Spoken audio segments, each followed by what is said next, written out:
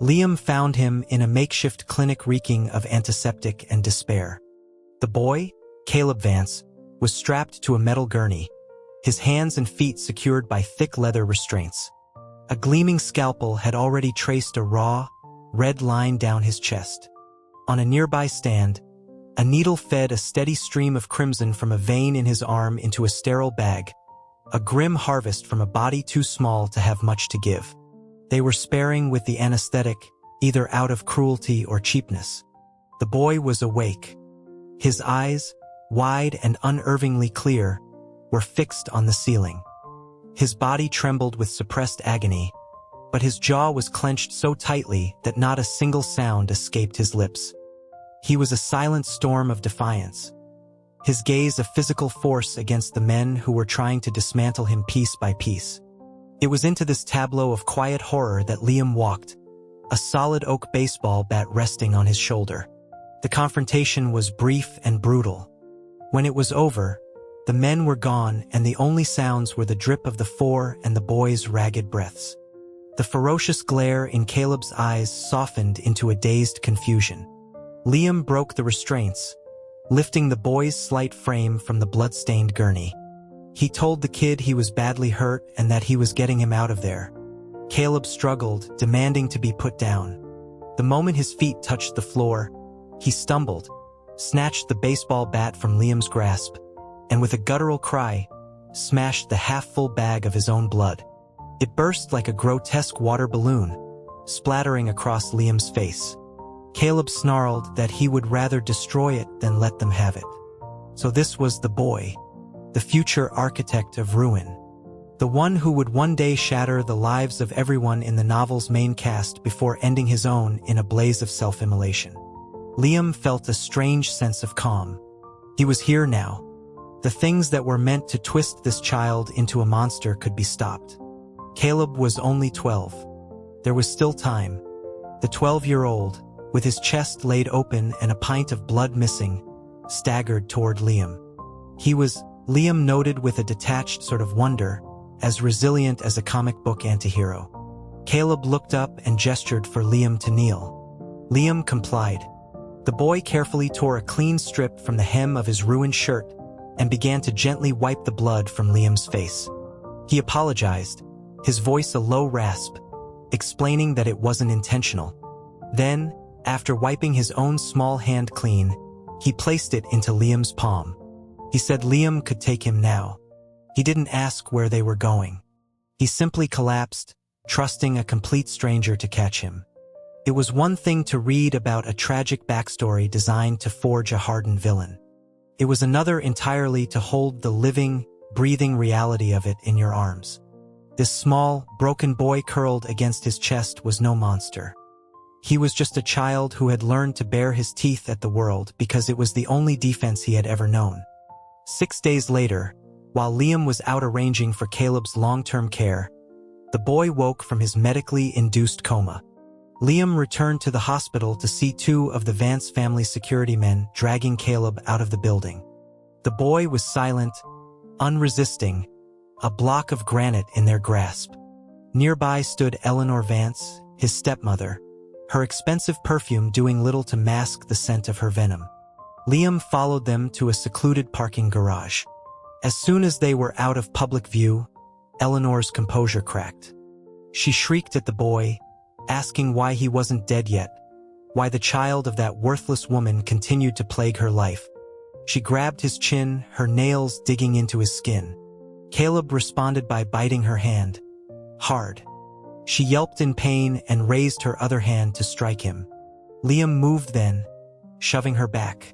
Before she could scream, he presented her with a file folder thick with documents. He calmly informed Mrs. Vance that it contained evidence of conspiracy to commit murder and aggravated assault on a minor. He suggested that if she wished to make a scene, he was more than happy to involve the authorities. The color drained from her face. She demanded to know what he wanted. Liam smiled, his gaze shifting to the silent boy. He wanted Caleb. He wanted the Vance family to sever all legal and personal ties, or he would release everything he had to the press and the district attorney. The stone-like boy looked up, and for the first time, a brilliant light flared in his eyes. It was as if, after 12 years of being swept along by a merciless current, someone had finally thrown him a lifeline. Liam took Caleb home. A few weeks later, once the legal dust had settled, he sat the boy down for a talk. He explained that the Vances could no longer hurt him. Liam would provide for him, pay for his education, buy him clothes and the latest video games. He then asked Caleb if he understood what their new relationship was. Caleb, who had been diligently scrubbing a pile of Liam's laundry, approached with his hands covered in suds. He looked up, his eyes shining with a hopeful, timid light, and quietly asked if Liam was his dad now. Liam flicked him on the forehead. He pointed out that he was far too young to have a son Caleb's age. If he wanted a kid, he could have one himself. Caleb's expression shifted. A flicker of his old, hard-won intensity returned. He declared that from this day forward, he, Caleb Vance, would be Liam Shaw's dog. Liam sighed, telling the ridiculous child to just call him by his name, or maybe brother if he felt like it. A faint blush crept up Caleb's neck as he mumbled the word. Liam ruffled his hair, patted his backside, and told him to go play. The kid didn't need to do chores. Since arriving, Caleb had taken on housework with a bizarre, frantic energy, as if trying to earn his keep. It was endearing and deeply unsettling. This wasn't a budding villain. It was a lost puppy trying desperately to be good. Just then, Liam's phone rang. It was the old man, Vance Sr., demanding the assets Liam had promised in exchange for Caleb. Liam chuckled and informed him he wasn't getting a dime. In fact, Liam had uncovered more than just Eleanor's murder-for-hire plot. He had evidence of her embezzling from the company's pension fund, recordings of Vance Sr., arranging the accidental death of Eleanor's brother to prevent a stock dilution, and, most damningly, proof that Caleb's mother had been assaulted by Vance Sr., complete with a copy of the original police report she filed before her mysterious death. Liam told the old man to enjoy the plummeting stock prices and the approaching police sirens. He then hung up, grabbed Caleb, who was staring at a gaming console with utter bewilderment, and bundled him into the car. They were going to watch the downfall. Seeing Liam at the scene of his arrest, Vance Sr.'s composure finally broke. He spewed venom, calling Liam a shameless, duplicitous parasite. Caleb, who had been standing quietly by Liam's side, suddenly charged forward like a young bull, headbutting the old man and sending him sprawling. He would have gone again if Liam hadn't grabbed him by the back of his shirt, lifting him clean off the ground. The boy dangled, still kicking and snarling threats at his former patriarch. Liam felt a strange surge of pride, like he was holding back a particularly feisty terrier. As Vance Sr. was shoved into a police car, he screamed a final, telling Liam he had no idea what the boy had done, that he was nurturing a viper who would one day turn on him. Liam knew. He knew about the scorpions in the master bedroom at age 5, the rat poison in the family dinner at age 8, the fire that gutted the west wing of the mansion at 12. None of it mattered. Later that evening, Liam put on his best stern guardian face. He told the boy it was time to address some internal issues. Caleb looked anxious, ready to confess a litany of sins. Liam asked if he knew what his real mistake had been. He shook his head. Liam explained that the issue wasn't the scorpions, but that he should have used an accelerant. It wasn't the rat poison, but that he should have used something untraceable. This child had endured 12 years of existence without a single act of kindness, without a gentle hand or a comforting embrace. If Liam had been in his shoes, he'd have burned the world down.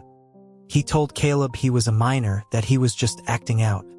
Then Liam's voice grew serious. He brought up what Caleb had done on the 6th day in the hospital, after waking up and finding Liam gone. How he had calmly ripped up the note Liam left, walked to the nurse's station, and offered to let them harvest an organ to pay for his medical bills. Liam explained that while he understood the lack of trust back then, things were different now. He had proven he would protect him. Caleb's life, his body, his future, they were precious, and he needed to start believing that. The boy just stared, a lock of hair falling over his eyes, completely failing to grasp the point. Exasperated, Liam pulled him over his knee and delivered a swift, stinging series of smacks to his backside. When he was done, the boy, his face buried in the sofa cushions, looked back over his shoulder, a ridiculously goofy smile spreading across his face. 6 years vanished. The boy grew into a striking young man. The darkness of his childhood had receded, now just a shadow in his eyes that only surfaced when he was truly angered. Like tonight, Liam, having had too much to drink at a client dinner, had missed Caleb's strictly enforced curfew. The 18-year-old met him at the door, his face a thundercloud. Without a word, he hoisted Liam over his shoulder and carried him to bed. Liam, still buzzing from the wine, chuckled as he was deposited on the mattress. Caleb began to undress him, wiping his face with a warm cloth. Feeling a need to placate him, Liam reminded him that his birthday was tomorrow. 18 was a milestone. Caleb had been accepted to a top university, steering clear of the street fighting and gang affiliations that his original fate had dictated. Liam was proud, but a sliver of fear remained. He asked what Caleb wanted. Money, power, a beautiful girl? The cloth rubbed a little too hard against his cheek. Liam protested, kicking out. Caleb caught his ankle, his grip surprisingly strong. He loomed over Liam, his expression intense.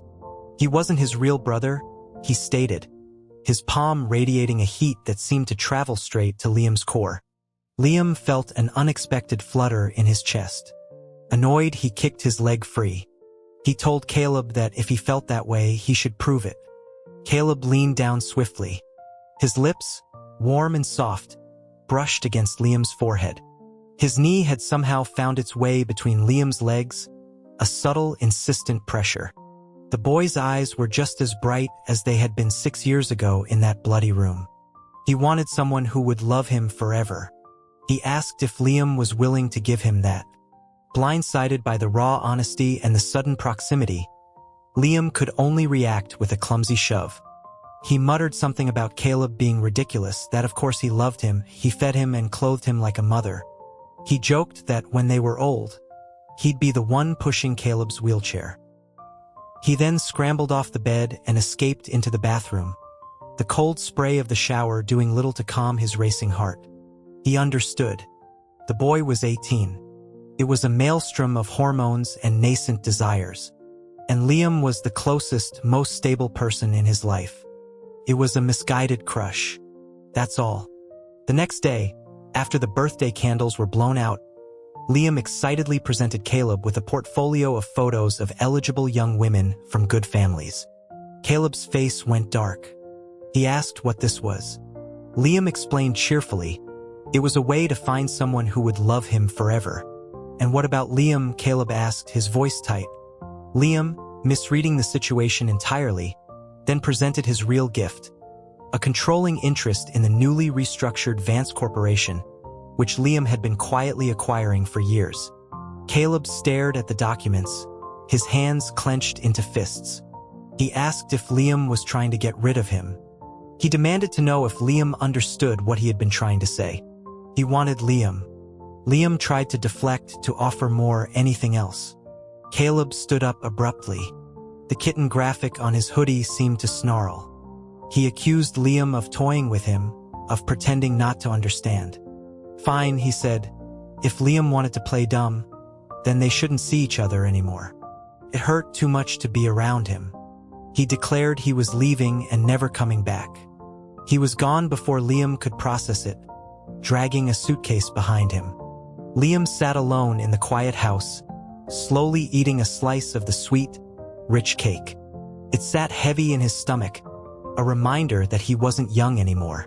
Caleb had the luxury of youthful impulse. Liam couldn't afford to be so reckless with the boy's heart, or his own. He couldn't nurture this affection only to discard it later when the novelty wore off. A voice, clinical and detached, echoed in his mind. He asked if it was still there. Confirmed it was, reminding him that he had been the one to request silence. Liam confessed he wanted to go home, just for a little while. The voice noted Caleb's darkness value was low. A temporary absence wouldn't be catastrophic. It asked if he wanted to use his 1-year permission. He did. It was the deal he'd made. He was dying a slow and agonizing disease. The voice had offered him a new life in this world, a chance to live if he completed his mission. But his adoptive mother, the only parent he had ever known, was in a vegetative state back in his own world. He wanted one last year, one healthy year, to be with her, to sit by her side, to feel the sun on his skin with her one last time before the end. The deal was struck. Prevent Caleb's fall, and the system would pause his disease for 1 year. When the time was up, he would die in his world and return here to watch over Caleb. A young man's infatuation was a fleeting thing. Caleb would find someone else. He would get over it. The system let out a sound that could have been a sigh or a scoff. Liam told himself it would be fine. Caleb himself had said seeing him was painful. The year passed quickly. Liam saw his mother through her final peaceful days. He spent his last month settling his affairs, even buying himself a simple suit for his own burial. He was ready. The system came for him 2 weeks early. It was frantic. Told him he had to go back immediately. Caleb's darkness value was skyrocketing. He couldn't find Liam, and he was on the verge of doing something irreversible. The world dissolved and reformed. He was standing in the living room of his home with Caleb. Nothing had changed. It was as if the past 11.5 months had been a dream. A familiar voice cut through the silence from the doorway. It was Caleb's, but colder, harder. He was ordering someone to continue the search for Liam Shaw and to bring him back by any means necessary. Liam shrank into the shadows as the door opened. The man who entered was not the 19-year-old boy he'd left. This man wore a perfectly tailored suit, the kind the younger Caleb had despised. He moved with the predatory grace of a man accustomed to power. The home was the same, but its owner was a stranger. A sharp pang of loss hit Liam. In his absence, Caleb wasn't supposed to be doing this. He was supposed to be in college, falling in love, climbing mountains. He wasn't supposed to grow up so fast. As he was about to step forward, he heard Caleb speak again, his voice chillingly calm. He was talking to a man tied to a chair in the corner, a man Liam hadn't noticed. Caleb asked the man what he thought they should do with Liam Shaw when they found him. Then he chuckled, a sound devoid of any warmth. He thought perhaps killing him would be the only way to quiet the ache. Liam froze. The man in the chair was a corporate spy. Caleb was talking about what he'd do to the spy, using Liam's name as a rhetorical device. He was talking about murder, and it sounded like he'd been practicing the words. The system's voice crackled in his head, explaining that when Caleb returned to an empty house, he had begun a frantic search. When that failed, he'd thrown himself into the business world with a terrifying focus. The sudden deviation from his original path had caused a temporal acceleration. 5 years had passed. The corporate rival the spy worked for was the novel's original protagonist. Liam found himself distracted by the way the suit fit Caleb, the broad shoulders and narrow waist. A traitorous thought surfaced. If this version of Caleb pursued him now, he might not say no. A floorboard creaked under his foot. The knife in Caleb's hand, which had been resting against the spy's throat, paused. "Who's there?" Caleb's voice was sharp. 2 bodyguards found Liam and dragged him into the light. Caleb's breath hitched. The murderous aura around him seemed to evaporate, replaced by a stunned silence. He subtly moved the hand holding the bloody knife behind his back. Liam managed a weak wave. "Hi." Caleb squeezed his eyes shut, his chest rising and falling rapidly. When he spoke, his voice was a raw, broken thing. "Liam Shaw, the traitor who abandoned me 5 years ago without a word. So you finally decided to come home. Tell me, what should I do with you?" Liam glanced at the terrified spy, then back at Caleb. He whispered for Caleb to just kill him. Caleb's composure broke. He asked Liam to just hold him. Liam wanted to pull him close and ruffle his hair like he used to, But Caleb moved first, closing the distance and crushing Liam against him. Chest to chest, a frantic heartbeat thundered against Liam's ribs, and he couldn't tell if it was his or Caleb's. Caleb interrupted, his voice flat and controlled. You should take a shower. The water's hot. He pushed Liam away, his expression unreadable. Upstairs, after showering, Liam emerged from the bathroom wrapped in a towel to find Caleb sitting on the edge of his bed, staring into space. Caleb spoke without looking at him. He informed Liam that the towel he was wearing had been hand-washed and ironed by him, that he had been doing it for years. He reminded Liam that he couldn't even tell the difference between green onions and chives, that Caleb was the one who managed the household, who cooked, who cared for him. Liam had only ever provided the money. By any practical measure, Caleb had been the maternal figure in their relationship. A strange, flushed look appeared on his face. He said he'd been playing mother to Liam since he was 12. So why couldn't Liam be his partner now? The words were twisted, a little unhinged. Liam smelled the faint scent of whiskey on his breath. Caleb continued, his voice thick with a pain that was 5 years old.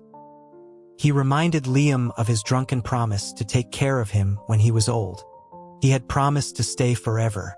He asked why Liam had broken that promise. Liam's heart ached. He reached out to touch Caleb's face. The younger man flinched, then grabbed him, pulling him onto his lap. His eyes were unfocused. He whispered Liam's name, asking if it was really him. Before Liam could answer, Caleb's hand slipped beneath the towel. Just then, a familiar, deep-seated pain flared to life inside Liam. He cried out, shoving Caleb away with all his strength. He ignored the dawning horror in Caleb's eyes as he scrambled to the door, slamming it shut behind him. The moment the lock clicked, he collapsed, a spray of blood erupting from his lips. The 1-year grace period wasn't over. He had broken the deal by returning early. The disease was back and it was accelerating. Caleb was pounding on the door, screaming his name. Liam could only lean against the cool wood, gasping for breath. The system's voice was full of remorse, apologizing for bringing him back too soon. Liam shook his head, though no one could see.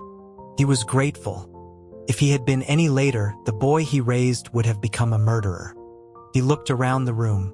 It was identical to how he'd left it. He'd even glimpsed the half-eaten cake still under a glass dome in the kitchen downstairs. Caleb had accelerated time, but had frozen their home within it. A desperate, secret hope that one day the door would open and Liam would be there. And the 5 years of absence would prove to have been nothing more than a bad dream. The specificity of his grief was a physical weight on Liam's chest. A different knocking came from the door. A small, round robot rolled in, carrying a tray with a fresh suit. A synthesized voice informed him that the master requested his presence at the company tomorrow. As Liam took the suit, the robot didn't leave. It added that the master had noted that Sir did not blow-dry his hair after showering and used his phone before bed. These were bad habits for a man of his age and would lead to premature balding. The robot then offered to blow-dry his hair, confiscate his phone, and administer a mild electric shock if he refused to sleep. The lingering sadness evaporated, replaced by sheer disbelief. He'd been gone 5 years, and he'd somehow become the man's geriatric ward. The next day at the Vance Corporation headquarters, Liam entered the lobby just in time to see a stunning woman in oversized sunglasses sweep into a private elevator with Caleb. A nearby employee whispered about her being the boss's new girlfriend. The system helpfully chimed in that Caleb was clearly trying to make him jealous. Liam told it to shut up and go back to reading bad romance novels. Still, he checked his reflection before following them. He found Caleb and the woman in a conference room. Without hesitating, Liam walked over, sat directly on Caleb's lap, and wrapped his arms around his neck. "Darling," he cooed, "why haven't you been answering my texts?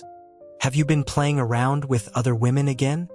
Caleb's face was a mask of shock and fury.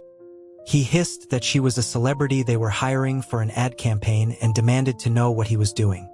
The actress, a true professional, excused herself gracefully. Once they were alone, Caleb grabbed Liam's waist to keep him from leaving. Liam, suddenly mortified, asked what he was wanted for. Caleb's answer was blunt. He was signing over 70% of his shares to Liam. Liam scrambled off his lap, stunned. He protested that it was insane, that it would undermine Caleb's authority. Caleb just shrugged, a cold, resigned look on his face. He said he'd thought it through. He couldn't force Liam to love him, but he could make sure that if Liam decided to disappear again, he would at least be financially secure. He added that he would do as Liam wanted. He would get married, have children, live a normal life. All he asked was that Liam stay and watch. He just wanted Liam nearby. His words were a litany of defeat. Liam took a step toward him, but Caleb immediately took a step back. The chasm between them felt immense. The pain in Liam's chest, emotional and physical, crescendoed. The world tilted and then went dark. He woke in a hospital bed with Caleb holding him. A fierce, protective posture, like a dragon guarding its treasure. Liam smiled weakly and tugged on his sleeve. He asked Caleb if they could just be okay again. Caleb replied that they were never not okay, that Liam just needed to get well. Liam asked if he'd run away from home again. Caleb shook his head. "I never left," he whispered. "I waited by the door for you to come out and tell me you felt the same. But you just vanished." The guilt was a sharp knife. Liam made a decision. "Let's do it." Caleb pulled his hand back as if burned. "No, I won't. I had one selfish thought and you were gone for 5 years. I won't risk it again. I won't lose you." This wasn't a villain. This was a terrified child in a man's body. Liam recaptured his hand, lacing their fingers together. "There isn't time," he said gently. He brought their joined hands to his lips. "This is holding hands." He struggled to sit up, leaning in to brush his lips against Caleb's. "This is a kiss. My first, you know." A tear finally broke free and traced a path down Caleb's cheek. "Liam, just indulge me," Liam whispered. "I don't want to die a virgin." Throughout, Caleb was impossibly gentle. And Liam watched his face, memorizing every line, every flicker of emotion. He was surprised to find that he enjoyed it. He even found himself breathlessly asking if Caleb knew any other tricks. He knew he was leaving, but he wanted to leave Caleb with something more than just pain. More than that, he wanted something for himself. He had spent so long trying to shape Caleb's future that he had forgotten to live in the present. As the end drew near, he told Caleb not to be consumed by darkness, not to lose himself. He told him not to cry, that he was a celestial being sent to save him, and that maybe, just maybe, he would come back one day. They needed a secret code, something to give the boy hope to cling to in the decades to come. He wasn't sure he believed it himself, but Caleb needed to. He did not expect to open his eyes again. The system's voice boomed in his head. "Welcome back."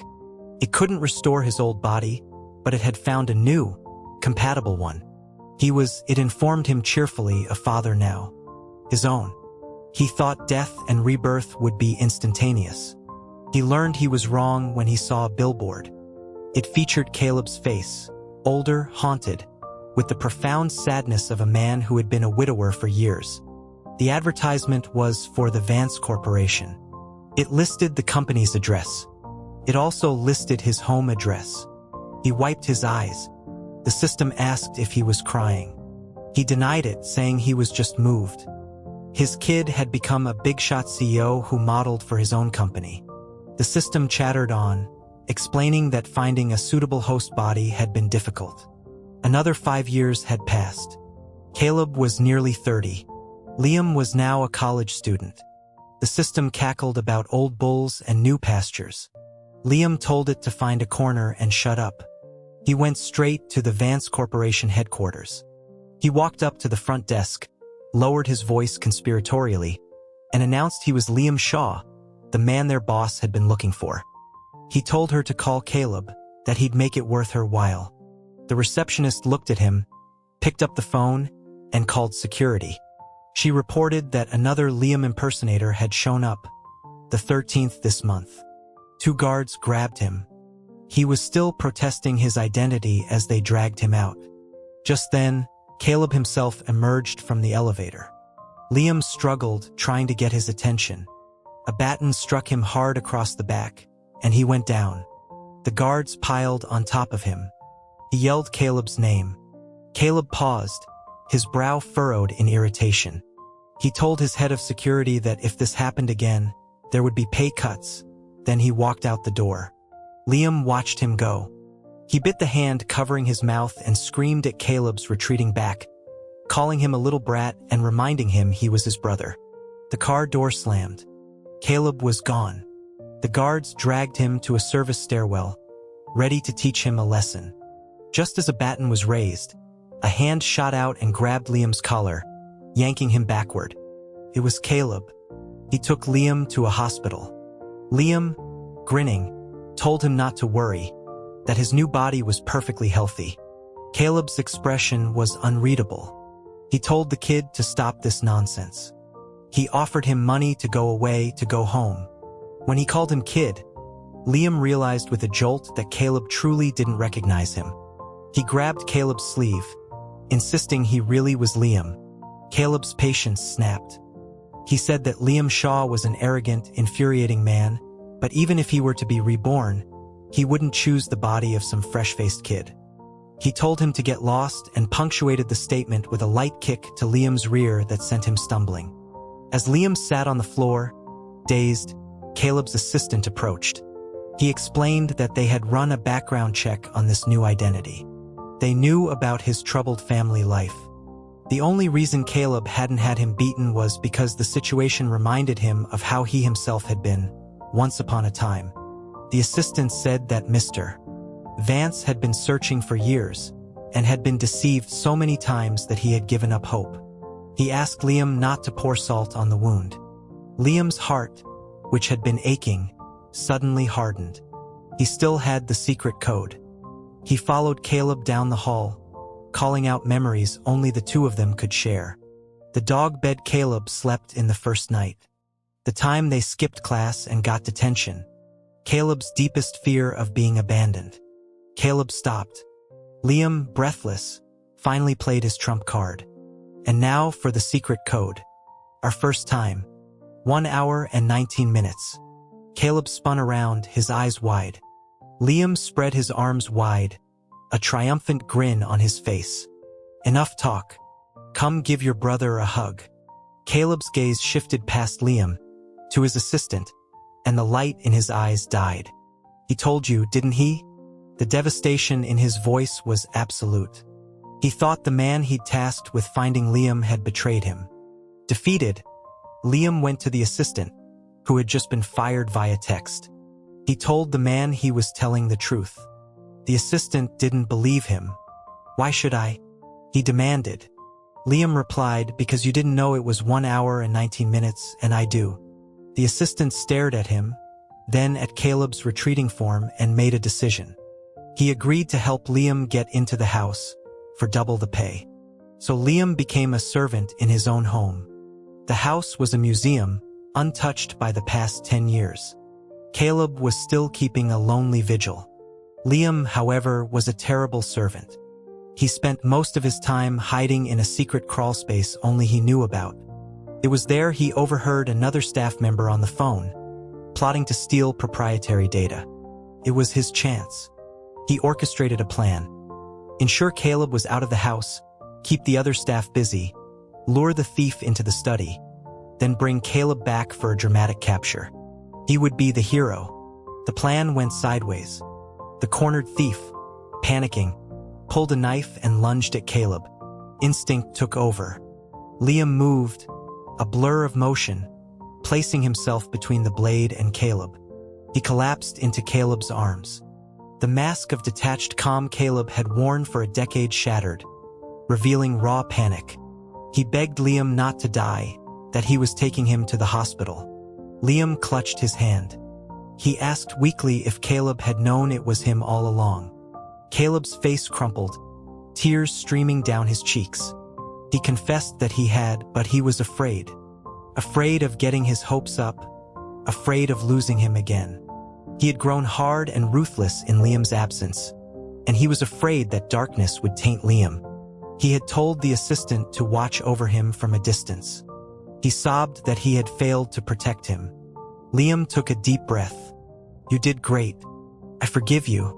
Now you forgive me." He then lifted his arm. The prop knife, which had been tucked securely in his armpit, clattered to the floor. "Surprise," he wheezed.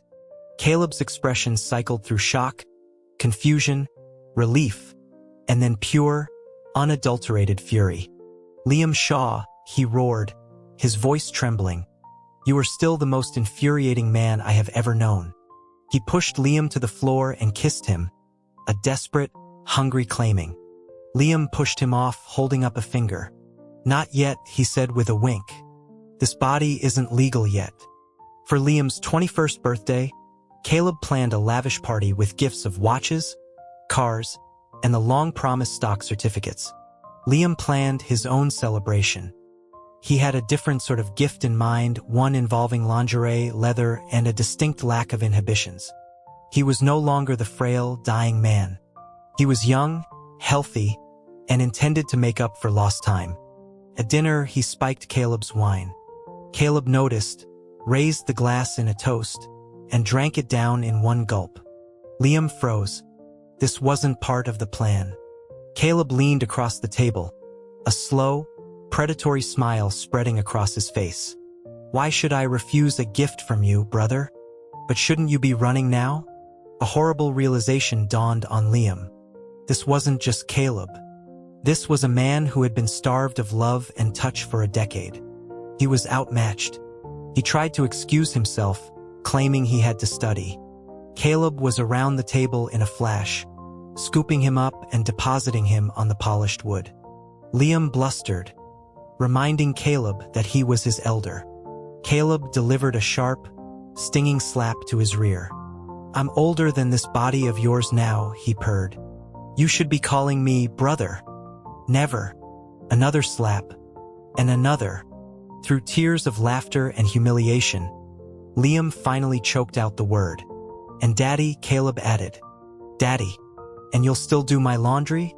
"Yes, yes." Satisfied, Caleb kissed him. "Good boy." 3 days later, the system announced that the villain's darkness value had been completely purged. The corporate rival had overplayed his hand and was now facing a lengthy prison sentence. It also mentioned that Caleb had placed an online order for an extensive collection of marital aids.